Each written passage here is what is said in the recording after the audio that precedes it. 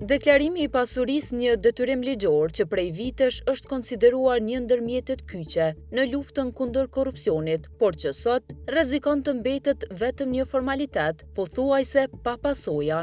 Një gabim gjyqësor i një vendimi të vetëm të Gjykatës Supreme ka dekriminalizuar në praktik mosdeklarimin dhe deklarimin e rrëmë të pasurisë nga zyrtarët publik.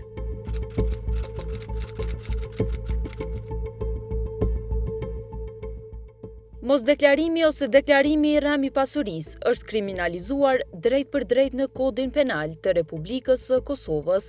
Që nga hyrja në fuqi e Kodit Penal në vitin 2013, kjo vepër është e përcaktuar qartë si vepër penale në nenin 430. Gzim Shala nga Instituti i Kosovës për Drejtësi tregon se si mosdeklarimi apo deklarimi i rrëmë i pasurisë nga një rast kundërvajtës ishte shndruar në vepër penale.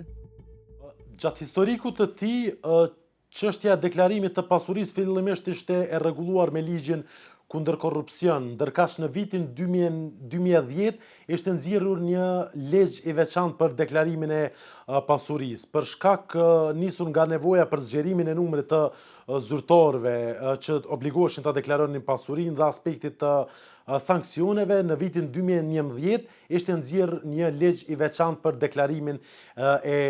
deklarimin e pasurisë. Dhe në këtë ligjin e vitit 2011 neni 17 përcaktonte edhe kundërvajtjet në rast të mosdeklarimit të pasurisë. Ndërkaq, me hyrjen në fuqi të Kodit Penal në vitin 2013, mosraportimi apo raportimi i rrëmë i pasurisë sanksionohet si vepër penale në Kodin Penal të Republikës së Kosovës. Dhe tani do thotë, meqense kishim në fuqi edhe legjislacionin që sanksiononte si kundërvajtje mosdeklarimin e pasurisë dhe edhe legjislacionin që sanksiononte si vepër penale, në vitin 2014 bëhet plotësim ndryshimi i ligjit për deklarimin e pasurisë në atë mënyrë që nga ligji bazik ai vitit 2011 hiqen sanksionet kundërvajtëse dhe riformulohet neni në atë mënyrë që legjislacioni të harmonizohet mbi infrastrukturën e re ligjore që mosraportimin apo raportimin e rrëmë të pasurisë e parashikon si vepër penale, e cila vepër penale u mbajt pashtu edhe në Kodin e ri penal i cili hyri në fuqi në vitin 2019.